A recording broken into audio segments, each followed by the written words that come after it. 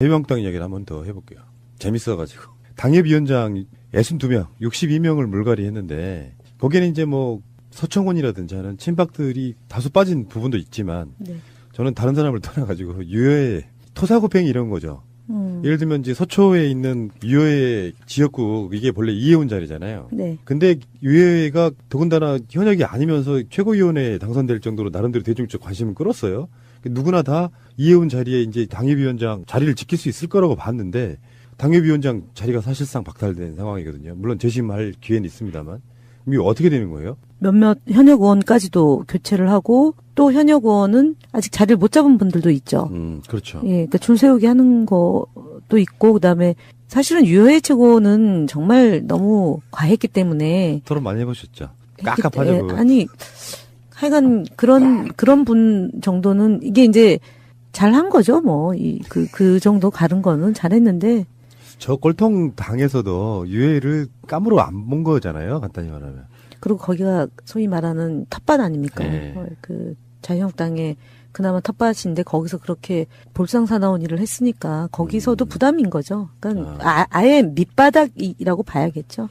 이번 문재인 대통령이 중국 가신 것도 가장 센 발언했던 게 유해였어요. 우리 관심이 별로 없어서 주로 우리 방송으로 내용을 많이 안 내보냈지만 정말 저질도 이런 상저질이 없는데 이렇게 되면은 전당대회에서 여러 가지 좀 튀는 언행으로 당선은 됐는데 최고위원회 이 다음 주에 열릴 최고위원 회의에서 어떤 모습일지 잠옷 이런 싸움은 참 재밌는데 복장도 궁금하고요. 또 맨발로 나오실라나요? 이번? 그리고 머리띠를 두를까 안 두를까도 궁금하고.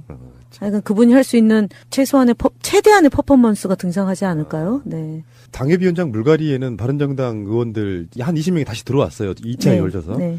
이 사람들 당협위원장 자리 주려고 하는 것도 있고 또 앞으로 몇 명 더 자리를 지켜줘야 될 부분도 있다. 이렇게 의미가 나오더라고요. 그러니까 이제 쪽문 열어놨다는 제스처 아닌가요? 손짓 흔드는 거죠. 뭐 손 흔들기죠. 더 들어오게 하려고. 지역위원장이 그렇게 중요합니까? 지역위원장은 아무래도 지방선거 앞두고서는 기초의원이나 강력의원에 대한 공천권이 있기 때문에 특히 이제 저희는 좀 객관적 기준에 따라서 시의원, 도의원, 기초단체장, 광역단체장을 선출하잖아요. 지금 이제 대략 선출 방식까지 논의가 된 걸로 보도가 됐는데 권리당원과 그다음에 국민 50대 50으로 이제 여론조사를 하기로 했지 않습니까? 그런 방식인데 여기는 지역위원장의 입김이 많이 작용하는 정당이기 때문에 본인의 기반을 일단은 닦는 데는 유의미한 거죠. 약간 좀 제왕적 그런 부분이 있는 거죠. 지역에서는. 그쪽 당은 특히 더 그럴 겁니다. 네. 왜냐하면 지금도 시의원이거나 도의원인 사람도 있을 테니까요. 그러니까 그분들에 대한 공천을 여전히 줄 거냐 아니면 새로운 인물로 교체할 거냐 이제 이런 문제가 있기 때문에 기반인 거죠. 뭐 지역에서의 기반. 재밌어요. 뭐 김성태 의원 그 자리 강석을 여기도 이제 바꿔줬고요. 이런 것만 보면 그래요. 서청원 씨도 마찬가지고. 서청원 의원은 지금 뺏긴 거죠. 네. 그럼 이분이 그 당에서는 가장 국회의장을 넘보는 분 아닌가요? 네. 국회의장 자체도 사실 난망해요. 그런 이름 갖고는. 다음에 권영세가 전 눈에 띄고요. 이번 탈락되신 분들 중에 김희정 씨도 눈에 띄네요. 그 장관 지냈던 그분 있잖아요. 부산에. 대표적으로 네. 그분은 친박도 했다가 친이도 했다가 진짜 노른자이란 노른자이는 다 먹은 분이죠. 이것도 일종의 학살이란 학살이고. 이렇게 되면 이제 당내에 또 극심한 갈등 상황도 생길 것 같기도 하고. 집안 싸움이 매우 심각해질 거라고 봐야죠. 재밌어지겠습니다. 네. 예. 안철수 씨 이야기 좀 해야 되는데요. 국민의당에서 지금 박주원 최고위원이 사퇴했고요. 그러면서 저주 좀 퍼붓고 나갔고. 거기에 대해서 뭐 안철수 대표가 박주원을 두둔하는 듯한 뭐 여러 가지 이야기는 또 다른 방송에 했으니까 넘어가시고요. 최근에 좀 심각하게 봐야 될 이야기 하나 할게요. 그러니까 안철수 씨가 상당히 좀 난망해진 상황이 뭐냐면은 안철수가 최승호 사장 임명은 적폐청산하지 않은 것이다 이렇게 표현을 했어요. 그러니까 MBC 사장 선임 임명에 있어가지고 뭔가 잘못됐다고 이야기를 했어요. 안철수 씨가 맞는 말 한 걸까요? 아니 왜요? 왜 사람도 바꾸고 제도를 바꾸는 일이다. 안철수는 최승호 사장이 이 정권의 영향력 하에 있는 사람이라고 얘기한 거예요. 그래서 그런 식으로 공영방송 사장이 임명되면 안 된다고 이야기한 거예요. 근데 이제 일부에서는 최승호 사장께서 PD 시절에 저희 더불어민주당에 대한 보도를 좀 부정적으로 한 것 때문에 보는 사람에 따라서는 네네. 어떤 사람은 최승호 사장은 친문재인이라고 생각하는 사람도 있지만 사실 그건 사실이 아니고 그런 사람은 MBC 사장이 될 수가 없어요. 그래서 불만인 사항도 있긴 있지만 나름대로 균형을 갖춘 사람이라고 올라간 게 최승호 PD예요. 그 문재인 대통령 또 후보 시절에 비판도 많이 하고 그랬잖아요. 그런데 안철수는 또 최승호 PD 사장이 또 문재인 대통령 사람이라고 이렇게 표현하니 이거 뭐 어떻게 받아들여야 됩니까? 이거? 안철수 대표가 최근에 뭐 발언의 내용에 대해서 우리가 평가를 안 합니다. 그 이제 평가를 왜 안 하냐라고 얘기하는 분들도 있는데 사실은 당에서 정말 이게 말이 되는 말씀인지 싶어가지고 그냥 아휴 이러면서 넘기는 일도 있었고요. 근데 이제 최승호 PD에 대해서 누구 사람이다라고 얘기하는 거는 사실은 당대표가 할 소리가 아닌 거죠. 그리고 아니면, 예, 이분이 이제 해직됐다가 뭐 언론 이렇게 독립 언론 매체를 운영하고 그것에 대해서는 뭐 이견이 있을 수 있습니다. 그러나 다만 저는 어쨌든 MBC가 공영방송을 위한 언론 종사자들이 투쟁을 했고 그 성과로서 어쨌든 최승호 사장이 임명이 됐기 때문에 그래서 만약 보도가 잘못되면 보도가 잘못되는 것에 대로 대응하면 되는 거고요. 공영방송으로서의 제 역할을 하면 되는데 지금 이 안철수 대표의 이런 워딩은 실제로 자유한국당이나 같이 괴를 하는 거죠. 자유한국당이 노영방송이라고 하지 않았습니까? 노동자와 공영방송을 합친 조어 같은데 그러니까 공영방송이 아니라 노영방송이다라고 얘기했고 또 그 언론인들의 그런 파업 투쟁에 대해서도 항의를 했고 그다음에 이제 그때 MB 사장 체포영장 청구되니까 국회 보이콧해가지고 장외투쟁 갔다가 다시 들어왔다가 또 표결해가지고 불발시켰다가 또 문제가 되니까 항의하고 막 이런 식으로 제처를 했는데 실제로 이런 그 안철수 대표가 얘기하는 말 하나하나가 어쨌든 지금 바른정당과의 연대를 염두에 둔 뭐 이런 거는 아니라고 보고 기본적으로 이분이 갖고 있는 철학이나 그 인식의 수준이 안 되는 것 같습니다. 네. 그러니까 한쪽에서는 문재인 대통령 또는 최근에 MBC 오보 등 관련해가지고 너무 편향돼 있다고 말하는 사람이 있고요. 문재인 대통령을 터무니없이 깐 사람이라 싫어하는 사람들이 있고 어떤 한쪽에서는 또 최승호 사장이 문재인 대통령하고 관련 있는 정권 영향력가 있는 사람이래. 뭐 어떻게 해야 돼 그거를. 모든 것을 물론 이제 대통령 제하에 있고 그다음에 정부를 수립해서 이제 초기여서 그 언론인 또는 언론사 사장의 행보 하나하나를 그렇게 연결 지으려고 하던데 제가 볼 때는 그러면은 좀 안 맞는 것 같습니다. 그러니까 방송은 방송으로서 좀 띄어서 제 기능을 할 수 있도록 또는 제 기능을 하는지에 대해서 평가를 하고 그 이전에 있었던 그분의 행보 중에 공과가 있지 않습니까? 그러지 않아도 논평 그때 그 MBC 사장 새롭게 선임된 것을 갖고 그 이용마 기자의 큐를 빌고 언론 종사자들의 노고를 깊이 감사드리고 저는 뭐 기본적으로 제가 오랫동안 공보 파트에서 일을 하면서 그런 겁니다. 그러니까 당당하게 임해야 된다. 기사가 잘못됐을 때는 잘못된 기사에 대해서 정정을 요청하고 그다음에 공개적으로 문제 제기할 때도 있지만 바르게 잡는 노력도 하고 그리고 또 비판받을 일을 우리가 했으면은 또 달게 받고 또 발전하기 위한 노력을 기울이고 그러는 거라고 보고요. 지금 뭐 최승호 PD가 겨우 이제 1차 인사를 마감을 한 것 같은데요. 국민들은 MBC 뉴스를 안 보다가 이제 뉴스를 보게 된 거고요. 그다음에 지난주에는 PD 수첩을 통해서 지난 7년간의 MBC 관계자들이 경험했던 내용들을 뭐 짧은 시간이었기 때문에 온전하게 전체를 다 보여줄 수는 없었을 겁니다. 근데 어쨌든 그런 프로가 하나하나 살아나면 저는 10년 동안의 보수 정권이 했던 폐악을 국민들에게 보고하고 발전된 대한민국의 상을 그리는 것이 언론의 역할 중에 굉장히 중요한 영역으로 된다. 그리고 아직도 이제 KBS는 파업을 하고 있지 않습니까? 거기가 이제 또 정돈이 되면 훨씬 이제 우리는 다양한 채널을 통해서 다양한 정보를 듣고 판단할 수 있는 그런 기회가 마련되기 때문에 저는 긍정적으로 봅니다. 이런 그 흐름에서는. 저는 저마다 역할이 있다고 생각하는데요. 예를 들어서 문재인 정부가 언론을 개혁해야 되는 어떤 사명이 있다고 생각하는 건 맞지만 이것은 그게 이제 공정성의 문제가 걸려있고 정파성의 문제가 걸려있기 때문에 그래서 이 정부 자체는 언론과 등을 지면 실패한다고 생각하는 부분이 있는 것 같아요. 언론이 급격하게 돌아서가지고 막 비난만 해야 되는 방송이나 보도를 할 수가 있잖아요. 그러니까 정치인들은 정치인들대로 마음에는 안 들지만 언론들을 좀 어리고 달래는 부분도 있어야 되고 대신에 국민들 입장에서는 언론에 대해서 제대로 된 보도해라. 편파 보도나 이런 쓰레기 같은 보도 하지 말라고 막 항의하는 것도 당연한 거라고 생각이 들거든요. 그러니까 노무현 정부 때는 그 7일 정도는 문화를 바꿨고 3은 이제 제도 개선을 하려고 했었지만 역부족이었던 측면이 있습니다. 지금도 이제 방송법을 개정을 해서 언론 개혁을 해야 되는데 그 방송법 개정과 관련해서 여야 간에 이견이 분명히 존재하는 거고요. 이번에도 그 논의가 될 텐데 아마 쉽지 않을 것 같습니다. 그 방송법을 개정해야 되는 거고요. 두 번째는 문화인데 그 문화는 노무현 정부 때 기자실을 폐지했던 문화가 있었고 그다음에 가판 구독을 금지했던 게 있었던 거고요. 소위 말하는 접대 문화를 없앴죠. 가판을 없애니까 접대 문화가 많이 없어졌는데 그런 이제 시대의 흐름에 따라서 변화가 있었던 거고 최근에 이제 김영란법이 이제 도입되면서 또 문화가 바뀐 거잖아요. 안정시키면서 잡음 없이 가는 게 중요할 수도 있다 생각이 들고요. 지지자분들까지 또 그렇게 안정적으로 다 좋아 하고 갈 수는 없는 거라서 예, 그렇죠. 서로 역할이 있다고 생각이 들고요. 근데 김장겸 의원은 최근에도 지금 국민의당 당대표 뽑는 전당대회를 앞두고 안철수에게 혹시 MBC가 도와줄 일 없냐라면서 연락한 사실이 확인이 됐네요. 이야. 박근혜가 중국 갔을 때요. 똑같은 대학에서 연설, 이렇게 강의, 망연 이런 거 하는데 자리를 못 채웠대요. 그래가지고 중국으로 간 유학생들이 자리를 대부분 채웠다 그랬는데 이번에는 중국의 학생들이 일찌감치 자리를 이렇게 잡을 정도로 인기가 남달랐다고 합니다. 자, 알겠고요. 멀리서 지금 외유 다녀오셨는데, 외유 아니지, 외교. 외교 다녀오셨는데, 바로 녹음실로 와주셔서 감사드리고요.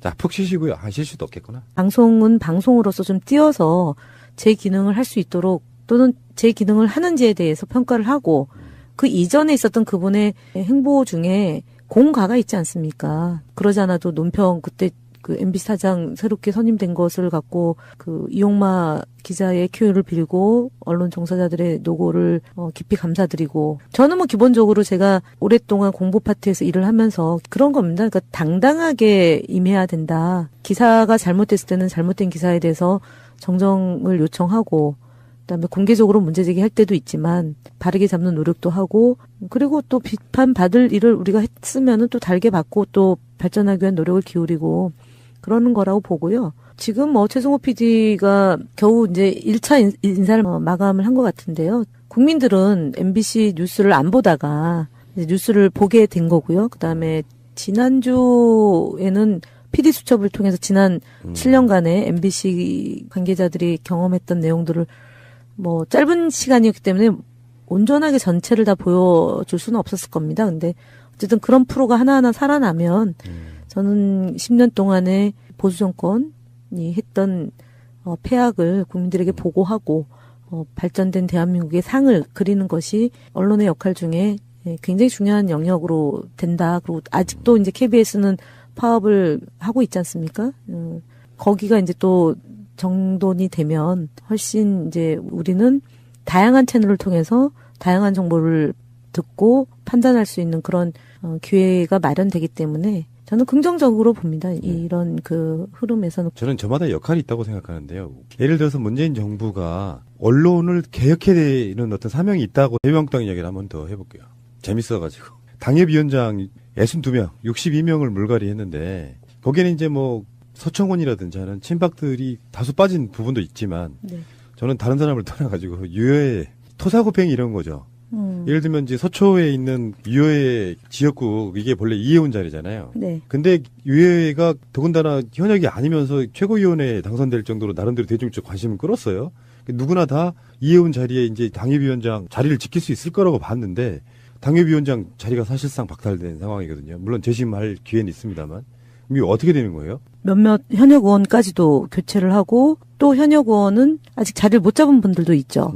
그렇죠. 예, 그러니까 줄 세우기 하는 것도 있고 그다음에 사실은 유효회 최고는 정말 너무 과했기 때문에 토론 많이 해보셨죠? 깝깝하죠. 예, 그거. 아니 하여간 그런 분 정도는 이게 이제 잘한 거죠. 뭐 그 정도 가른 거는 잘했는데 저 꼴통 당에서도 유해를 깜으로 안 본 거잖아요. 간단히 말하면. 그리고 거기가 소위 말하는 탓밭 아닙니까? 네. 그 자유한국당의 그나마 텃밭인데 거기서 그렇게 볼상사나운 일을 했으니까 거기서도 부담인 거죠. 그러니까 아예 밑바닥이라고 봐야겠죠. 그 이번 문재인 대통령이 중국 가신 것도 가장 센 발언했던 게 유해였어요. 우리 관심이 별로 없어서 주로 우리 방송으로 내용을 많이 안 내보냈지만 정말 저질도 이런 상저질이 없는데 이렇게 되면은 전당대회에서 여러 가지 좀 튀는 언행으로 당선은 됐는데 최고위원회 이 다음 주에 열릴 최고위원 회의에서 어떤 모습일지 잠옷 이런 싸움은 참 재밌는데 복장도 궁금하고요. 또 맨발로 나오실라나 이번? 그리고 머리띠를 두를까 안 두를까도 궁금하고. 그러니까 그분이 할 수 있는 최대한의 퍼포먼스가 등장하지 않을까요? 네. 당협이 매우 심각해질 거라고 봐야죠. 재밌어지겠습니다. 네. 예.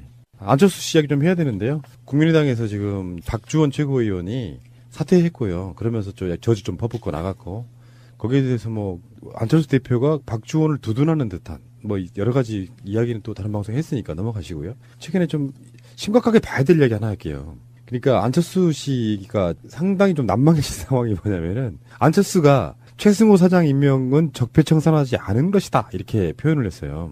그러니까 MBC 사장 선임 임명에 있어가지고 뭔가 잘못됐다고 이야기를 했어요. 안철수 씨가 맞는 말 한 걸까요? 아니 왜요? 왜 사람도 바꾸고 제도를 바꾸는 일이다. 안철수는 최승호 사장이 이 정권의 영향력 하에 있는 사람이라고 얘기한 거예요.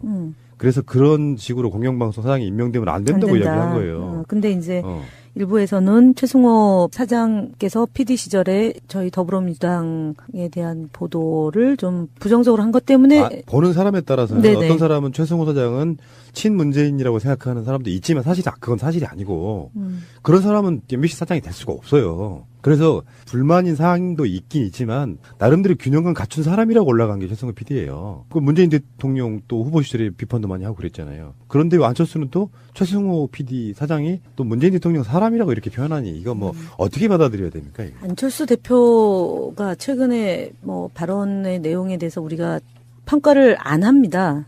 이제 평가를 왜 안 하냐라고 얘기하는 분들도 있는데 사실은 당에서 정말 이게 말이 되는 말씀인지 싶어가지고 그냥 아휴 이러면서 넘기는 일도 있었고요. 근데 이제 최승호 PD에 대해서 누구 사람이다라고 얘기하는 거는 사실은 당대표가 할 소리가 아닌 거죠. 그리고 아니면, 예, 이분이 이제 해직됐다가 뭐 위원장 물갈이에는 바른정당 의원들 한 20명이 다시 들어왔어요. 2차에 네, 열져서. 네.